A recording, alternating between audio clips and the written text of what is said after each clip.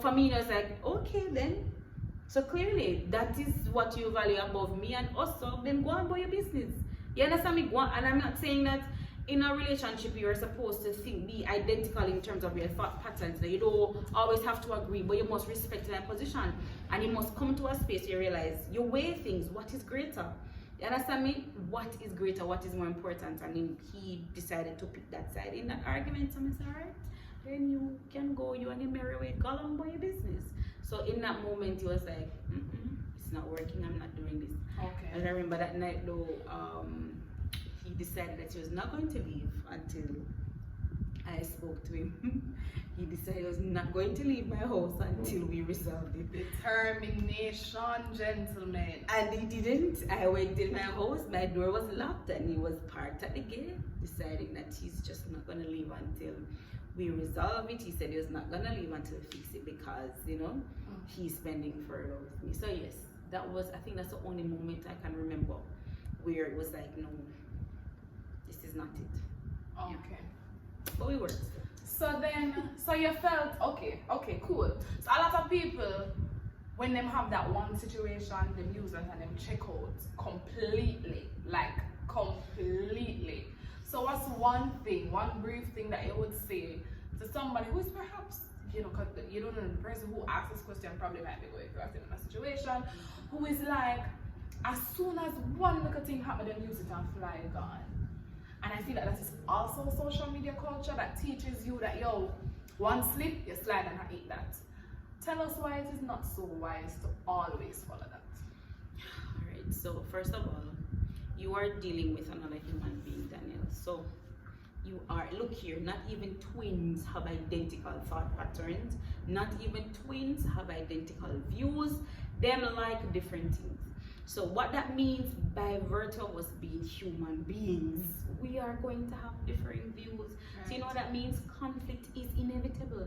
What makes the difference is how you address or how you deal with that conflict. So if you are in a relationship and you're expecting to only be with somebody where there is no problem, then perhaps you're not looking for a relationship with another human being. I'm just saying, artificial intelligence, I don't know. Maybe some AI bot you want for, I don't know. But if it's another human being, there's absolutely no way you can go through a relationship without there being any sort of conflict. It's really a matter of how you address that conflict, how you deal with that conflict. For me, one of the very important things that you must do, and I'll say this to you, decide ahead of time. You see, it's good to know yourself first, You see, before you start to impose your views and your expectations from other people, figure out who you are, figure out what you want, figure out what makes you, what breaks you, figure out what is core or essential to you, the individual. Because you see, once you know this, then you will be able to know what you can bargain on and what is a non-negotiable item. Now, if that hurt that this individual inflicted is something that cuts to the core and it's one of your non-negotiables, then I say by all means, bon voyage, go on by your business, end it right there, because it's your non-negotiable. But if it is something that is not a non-negotiable item, something that's will make or break you pretty much, then I say work it out. I say try to forgive, try to work through it, but be realistic. So what's important, let's get back to what I'm saying, what will make you or break you. So you have to know, first of all, get to know yourself. That's a very good starting point. Know who you are, know some of those things that if that ever happened, like it would have shell you up mentally, like you just see yourself being able to come back or to heal well from that, then decide what those things are ahead. So that when you get involved with somebody, you will know, okay, if it's a cup or breaker or whatever, because it's not for me to determine, because for some people, them get a one box, them turn the next side, are ready for another one. Because it's not a non-negotiable for them, it's something they can live through. And it sounds messed up, but it's just some people's reality. While they have some people who, okay, if the guy even look at another girl, it done, mash up. But they have another now, even if him come, he might get a child or 2 or maybe 3 on you, she will welcome you, the picnic plus you get to time saying everybody is different. I'm saying know who you are first, know those things that I call the non-negotiables, like the things that you just definitely say, look here, no nonsense, you can't tolerate, you can't accept, and then let that be your guide. And if that one hurt happens to be that, then for me, girlfriend, shit, boyfriend sound a little weird, but sir, if it falls under that category, I say run like a thief. But if it's not, and then it must mean then it's something that you can work your way through. And if I can't work it out, work it out. But understand conflict is inevitable. It's just about how you deal with it. The constant theme in this, guys, is, and I feel like, you see, me spend all the time on social media, so I kind of know the ins and outs, and I see a lot of things. Them things really encourage you. It really, really does encourage you. I'm like, okay, good. It really, really encourages you to just run as soon as have your own life, have your own mind, and make decisions that way. Okay, so we've spoken about, you know, the relationship, touchy-feely, lovey-lovey aspect of life, right? But then something else happened along the way. So engagement took place. Tan-ta-da-da. Then clearly marriage took place. Tan-ta-da-da. So from marriage we have the lovely, bountiful blessings that we call children. Now children change a lot of things in life. Children. Ah yes, children. They change a lot of things. So one of the questions that were asked is how, in a nutshell, right, because this is a colossal piece of information. So in a nutshell, how did children, or the entrance of children, so you becoming a mother, how did that disturb? Let me not say disturb, okay? How did that alter the way you look? How did that alter your marriage, and how did that alter probably your relationship with other people, your outlook on life? It changed a lot of things. So in a nutshell, how did it change? Better yet, you as Sharilyn Sayles. Alright, so big question, people. So relax yourself. Alright, how did it change marriage, and how did it change me? Alright, so with marriage, what did it do for my marriage? Having children saved my marriage, and I say this because first of all, I started to gain weight, by the way, and this is a little plug. I know everybody want to see, but look a little more curvy and maybe, you know, pack on a couple pounds, and everybody eat them weight to it here. I don't know who needs to hear that, you know, you over there in the back, I don't know if it's who needs to hear that, yeah, so I started to gain some weight, right? And you know, it just, so them say, yeah man, it's true you're married and you're contentment, and you know, you could get a good life. Yeah man, and feel belly go grow, and you know, it's just, that's expected. But then I realized I gained more weight, I eat nothing more, and so I went to check it out. Long and short of it all, they told me that two things. One, I was told that there's perhaps like a 1% possibility that I'd be able to have children. And then two, I was told, don't even bother to explore that 1%, because guess what? If you do, you're not going to make it to the end of the pregnancy. You're going to have full-term cancer by then. Listen, people. You know, so I was like, well then, all right. But then guess what? I believe in prayer, and I was watching a program once, you know, I think it's my fault. Let me blame me. I can't blame me for this. So I was watching a program, one of those miracle programs on TBN, and then I talk about, oh God, this and pure miracle signs and wonders. And I said, look, I'm in the church for so long, and you know, me not have them kind of excitement in terms of, you know, those wonderful miracles. And I said, no, but Lord, I want more, you know, I want deeper. So, you know, me get that. You know, them say careful what you ask for. Well, I got that and some. Yeah. So yeah, fast forward to the weight gain. Then to be told those, you know, two things. They diagnosed me with those two things. One, they said one condition that I was diagnosed with, 1% chance of having a child, and then I was told, hey, not even bother with the medication, no bother with the pills, no bother, don't the surgery. Let's just not explore that, because you want to live, right? So if you want to live, you know, let's just, you know, abandon that altogether. Let's try to, you know, work on you. But then, you know, we pray, because we believe in prayer. We believe in the power of prayer. And the Bible says, when they're sick among you, call for the elders. No, we never did none of those medical interventions. It was literally just prayer. About 2-3 months after that diagnosis, I was told that, hey, you know, I'm pregnant, we're pregnant. So I was like, yes, but guess what happened now? There were other things going on. So while there was that issue, and this is not nice for you, you know, when you just get married, you know, you're looking forward to starting a life, building a family. Like, who does that? Well, let me not say who does, because because not everybody wants children. But I'm saying you can relate. A lot of people want to start families, etc. So imagine you just get married, not even 1 year in the past, and got here, so you name now a carrier, and it got book stop here, so because she's sick, she has 2 different things, whatever. So there was that to deal with, and then no, amidst that no, when teeth and tongue start meet, when you stay away them to see me and live with me are 2 different things. So we were also going through that adjustment period, that sharing the space period, and that was tough for me, especially because I never lived with a man in my life. Let me think about that. No, I've never lived with a man before. I make sure I'm not telling a lie. No, visiting frequently, but not living with. So it was entirely new terrain for me. And then we just couldn't agree because he's a mama's boy. We're big up yourself, Auntie Lorna Reed, I love that. Yeah, big chef at Trenchtown Church, yeah, a mama's boy. I'm just gonna call it for what it is. So she did everything for him. I'm not capable of doing, And then there's me on the other hand now that's been cooking and washing from 9 years old. So you see the 2 different somebody's coming together, because from 9 and cooking, I'm washing, I'm ironing, I'm doing everything from as young as 9. And then we're coming together now. I'm coming together with somebody who didn't do anything for himself, who probably think could have done like a mackerel, just fash out like a mackerel. And so it was a rough adjustment period. And then there was something that happened too.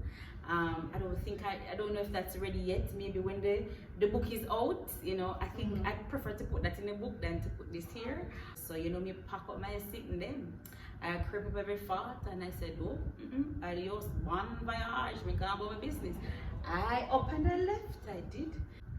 Only to, while I was there, while I left, only to discover, missed a period. Okay.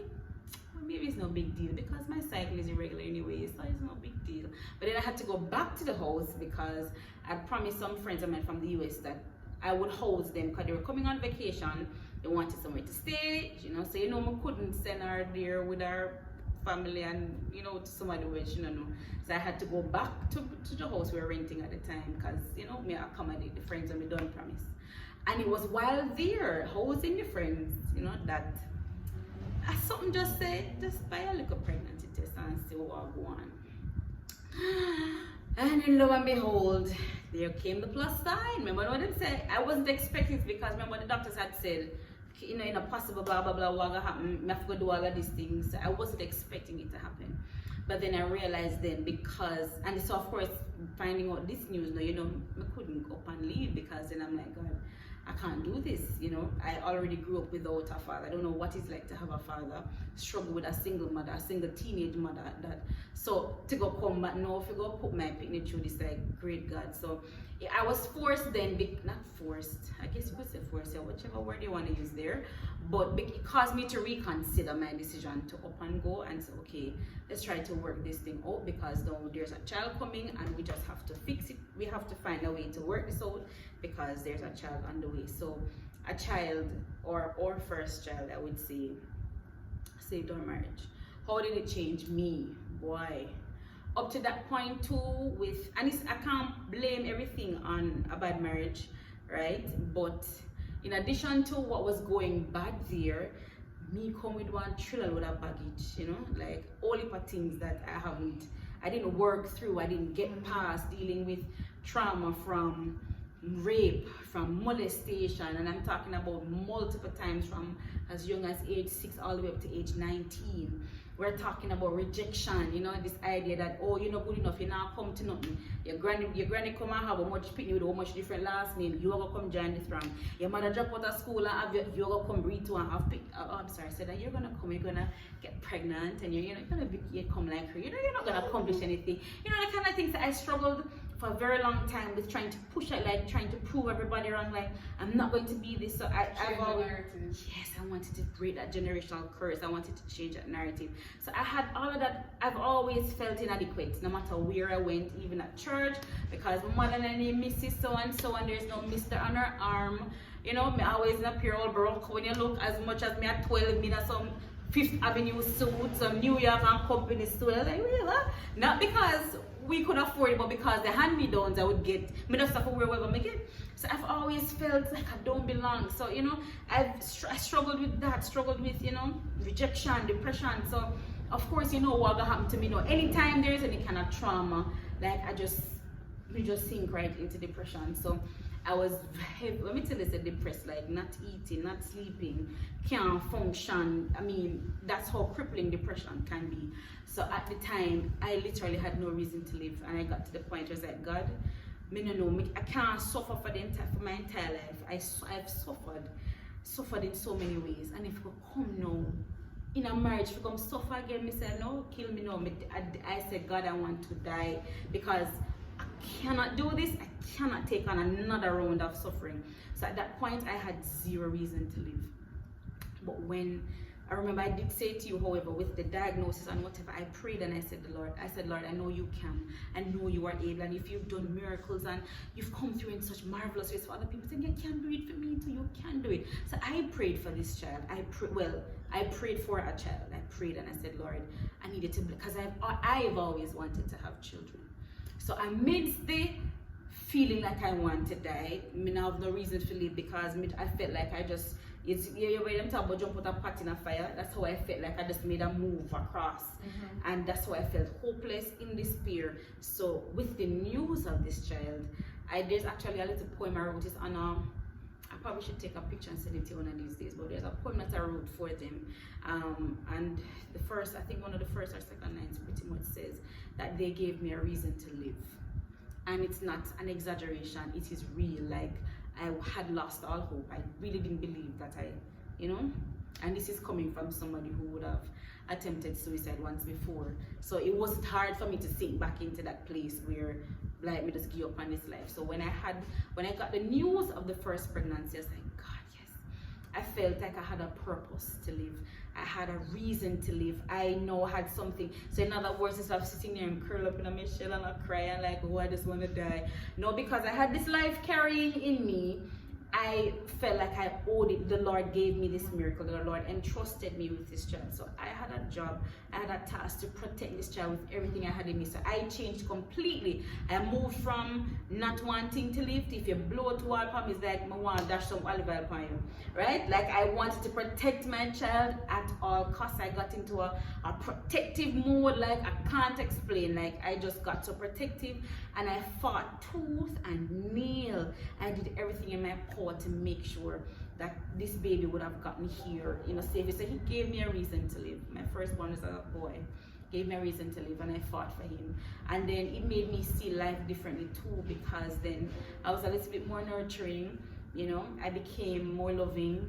I started to view life in a different way. No, I started to, instead of everything just seemed like doom and gloom, because that's really what my life was. I'm not being dramatic. If I ever tell you, you probably wonder, how am I sitting here in my right mind?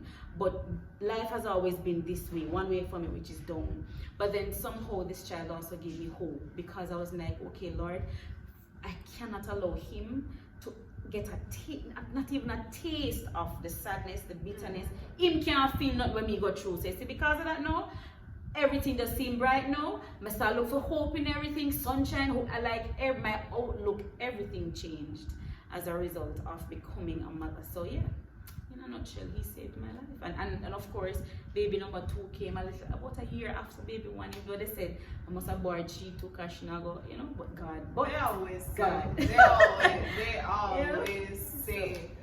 So that question brought out a lot of things, people. And I asked, so let me bring it back to the question. I asked, how did children change your life? A lot of people don't have this view. A lot of people think of children in a different light. Yeah. But what I'm trying to show y'all is that I feel like every little thing that comes in your life can serve as a blessing. It depends on how you look at things. Because people could look at your situation and be like, this is easy, I go through so much stress and I pick me, I got upon this, now that I have money, that I this and that's that. But you looked at it in a very different way. People that are watching my YouTube video right now, and by the way, I'm chopping this into part 1 and part 2. So if you reach this far in the video, you're a real OG, because I have to chop this in 2, right?